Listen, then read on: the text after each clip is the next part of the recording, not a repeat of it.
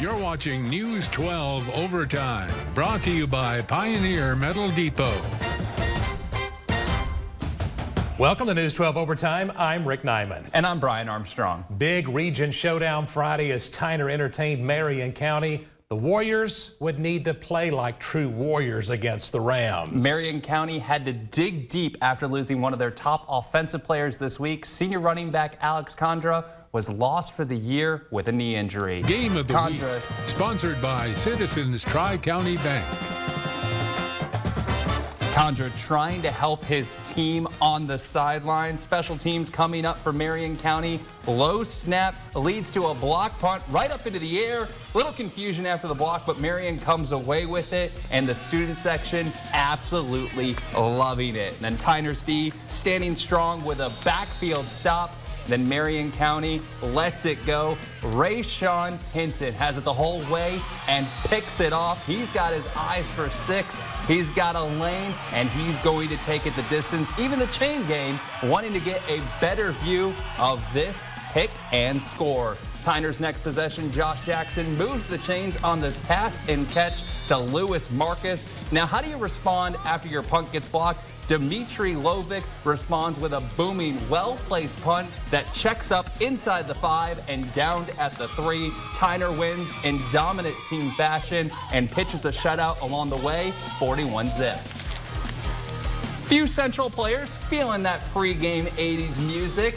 Central going for it on 4th down on their first possession of the game, and Sadi's D stands up, and it's a turnover on down. Central D answers Sadi with a sack and 4th down stop of their own on the next ensuing possession. Sadi's next possession, a nice diving grab here by Drew Lewis for a fresh set of downs, but the drive would stall, leading to Central going for it on 4th again, and Riney Watson this time gets it for Central, and then later in the drive, Watson finds Donovan Smith, who escapes 3 would-be arm tackles and takes it the distance for 6. Central leads 7-0. Sadi trying to answer, and Lane Robinson has a good run here. Won't go down on the first hit, but is brought down here, and that would give Central enough time before the end of the half. Less than a minute to go, and that was too much time as Watson finds Smith again. Moss would be happy of that catch, and Central certainly appreciative of another touchdown.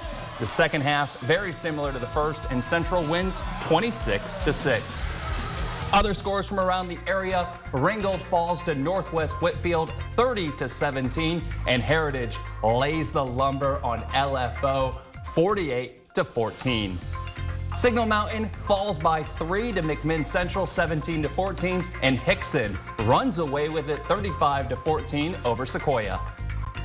We had a state championship game rematch as McCallie entertained MBA. Big Blue beat Big Red last December right here in Chattanooga to win the Division II AAA state crown. And it seems like nothing has changed since that night. For the regular season, it's number 1 versus number 2, as MBA ranks number 2 and trying to change that.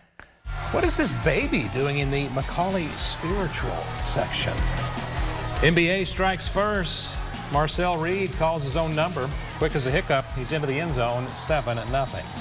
Then Big Red strikes again. This time it's Keen Zoller battering his way to pay dirt, 13-0.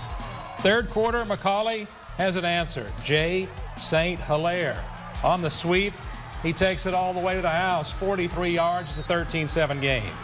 Blue Tornado comeback continues. Tario Price scampers in for the score. 14-13 Big Blue. With McCallie down 16-14, they take the lead on this huge touchdown reception from Enrique James Leclerc, but not enough for McCallie. They see their 18-game winning streak come to an end as NBA wins it 23-20.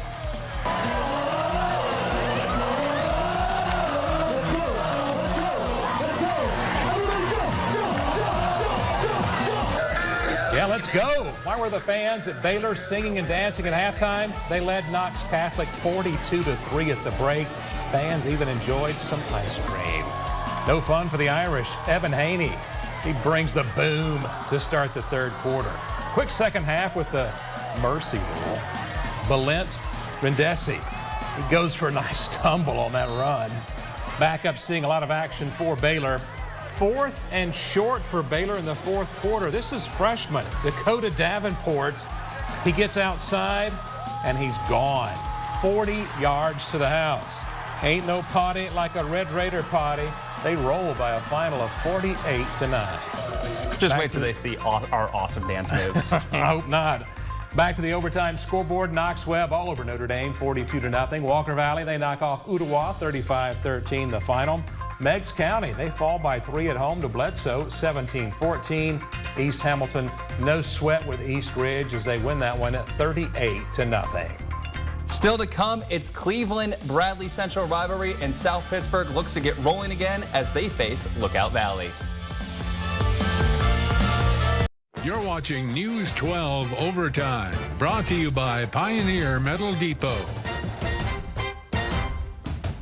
The Cleveland-Bradley Central rivalry has been painted black and gold the last few seasons. So you could say Cleveland's feeling a little blue. Sorry, I'm here all week. The Bears have won the crosstown clash the last 7 years in a row, hoping to go for 8. Blue Raiders taking the field and trying to avoid that. Bradley going for it all early, but it's Alex Walker's pass intercepted by DJ Adams. Cleveland's Drew Lambert would go on the offensive attack and find Micah Jordan for a big gain down the sidelines just past midfield before he's finally brought down, and that sets up this field goal from Bennett Smith. Up and good, gives 3 points to Cleveland. Bradley strikes back. Alex Walker to Knox Watson for a huge game. I think a former Scholar Athlete of the Week, if I remember correctly.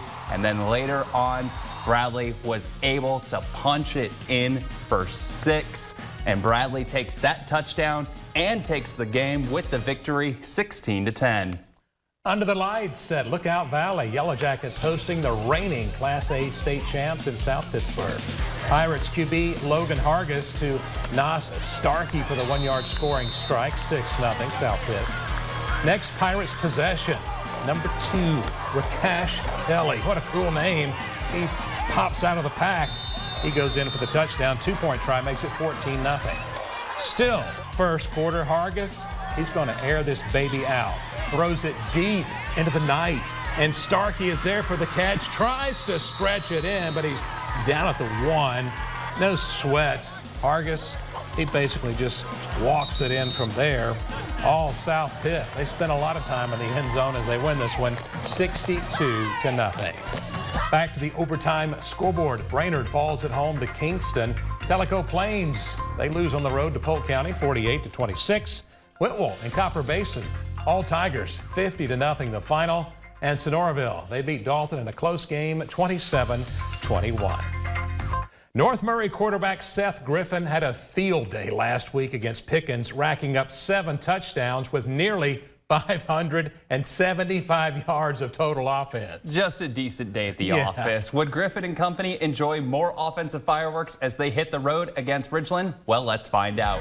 Ridgeland wearing all black, fired up to take the field, hoping to stop Griffin, but Seth Griffin has this beautiful rainbow pass into the waiting arms of Jalen Rice for a big game over midfield. Still first quarter, Mountaineers defense gets it done. Walker James with the INT, and that would lead to a North Murray touchdown.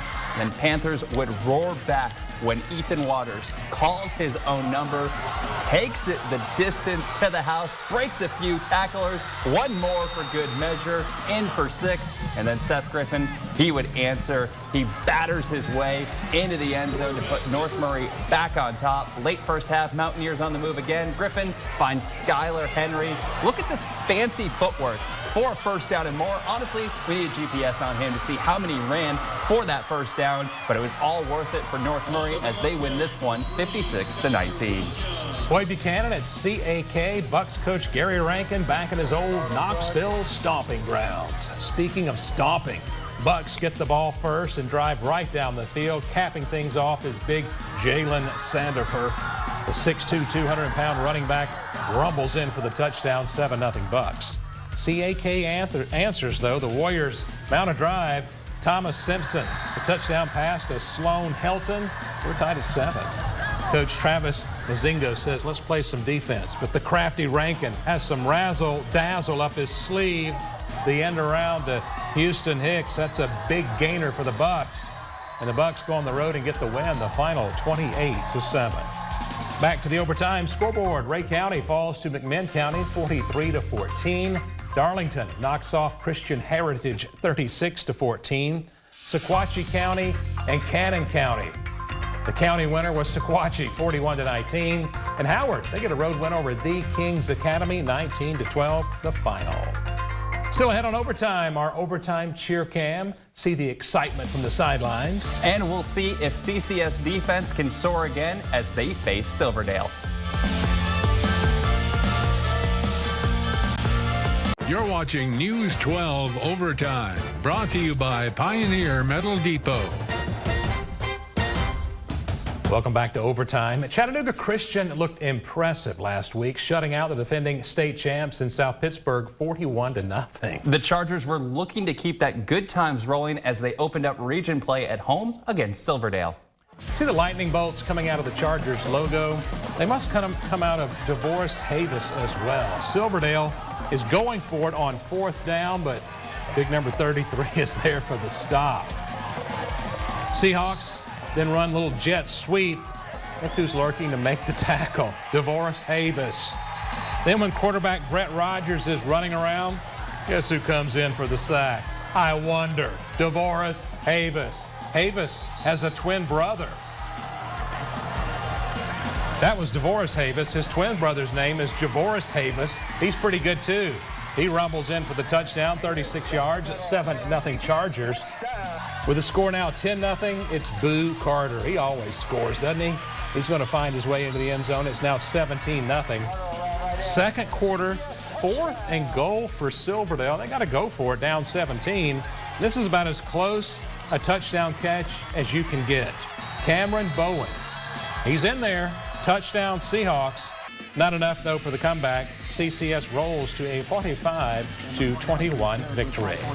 And let's look at some scores around the area. Calhoun improves to 2-1, 26-21 over Creekview. And then Gordon Lee running it on Southeast Whitfield, 46-22. And then a score you don't see too often on the football field. Looks more like a baseball score. Jackson County beats Sale Creek 7-2. And then Giles County beats Grundy County 51-20.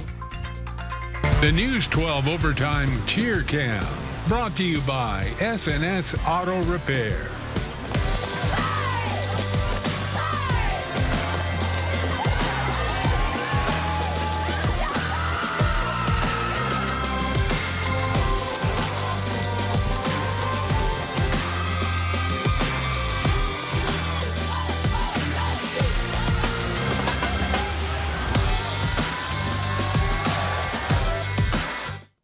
Quarterback is a leadership position, and you are expected to stand tall in the pocket. That helps when you're nearly 6.5 feet tall. Not too often when we say someone's taller than both of us, but here's a look at how Tyner quarterback Josh Jackson has taken that next step. At nearly 6.5 feet tall, Tyner quarterback Josh Jackson stands out, and throughout the start of the season, he has been head and shoulders above the competition. He's really had 2 good weeks. He started off a little slow against Howard.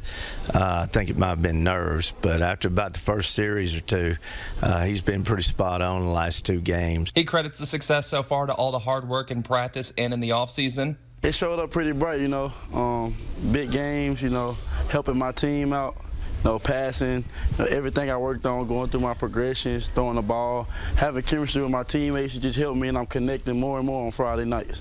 One touchdown pass in particular stands out to him as proof that all the hard work in the offseason and practice pays off. Shout out to Jersey Chubb. I hit him on the corner route. We worked on it all summer, and it finally paid off. I really wasn't supposed to go to him, but he happened to be open, so I threw it to him and I made a play. I was a hero instead of a zero. Anytime we make good plays, it's satisfying. I think the thing that's most gratifying for coaches is to see what we do in practice translate into the game. you know, especially drills and techniques. So when you can see that on Friday nights, you know you're doing what you're supposed to be doing as a coach. Excited because like the whole summer we was working on different routes, you know, like post, corners, digs, and when I actually seen him run his route to perfection, it helped me to understand that like what we was working on the whole summer have paid off.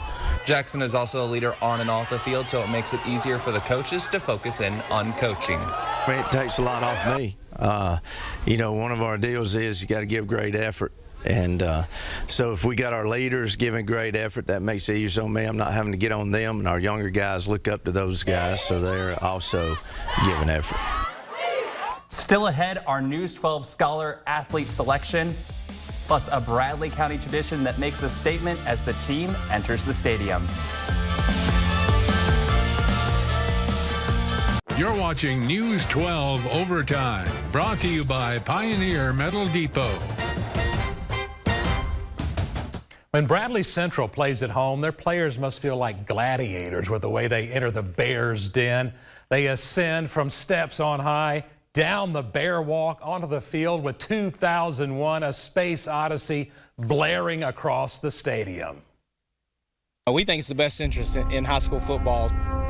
When you hear Space Odyssey at Bradley Central, you know it's game time.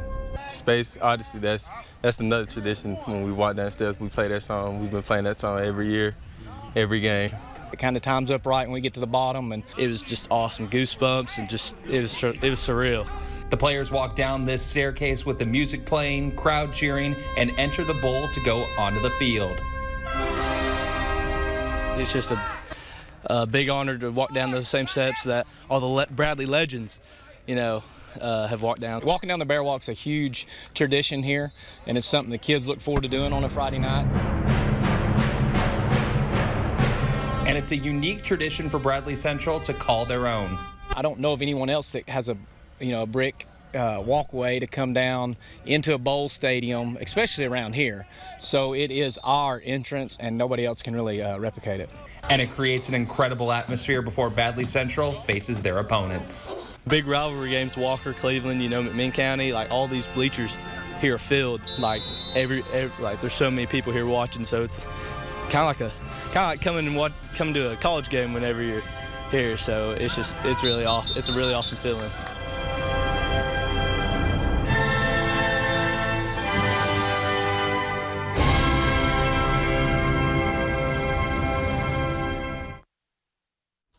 Now it's time for our Scholar Athlete. We went through all the grades, searched all the submissions, all the nominations, and came to our conclusion. We have picked Jacob Shockley.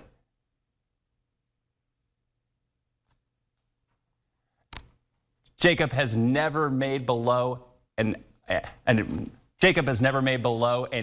in high school at Boyd. He has been at Boyd since 8th grade and maintains a 4.0 GPA. As a junior last year, he made all-region academic in football and was an all-district and all-state in basketball. He is described as an exceptional young man on and off the field and court, and gets along with everyone, treats everyone with respect, and somehow finds a way to work 2 jobs. Still ahead, we unveil the News 12 top 5 plays of the night. See who will take the top spot.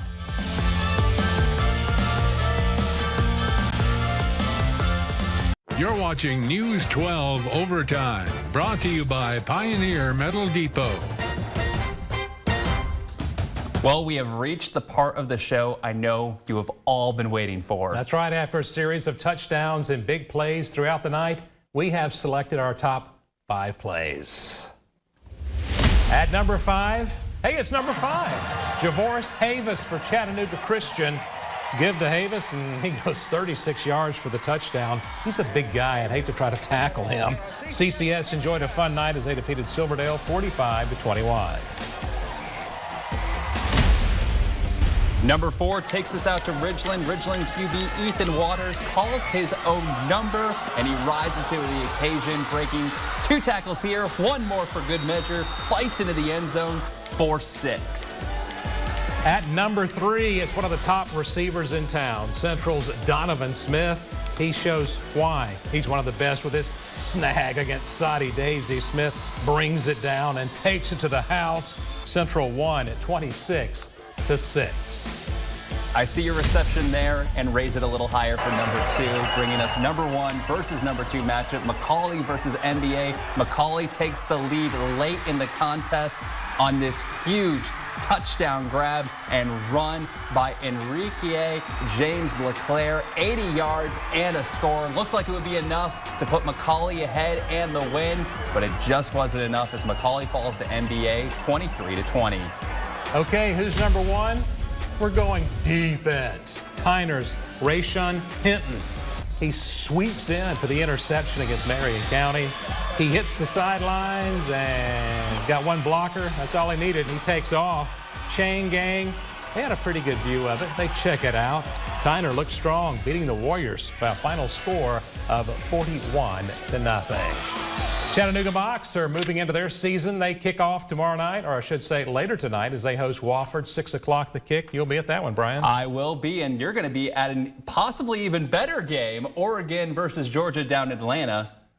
And we'll see how Jahmyr Gibbs does in his Alabama debut as they open against Utah State. They should whip up on Utah State pretty easily. Bold prediction. Gibbs is going to be in New York for the Heisman Trophy presentation. Not saying he's going to win, but he'll make it there. See you next week.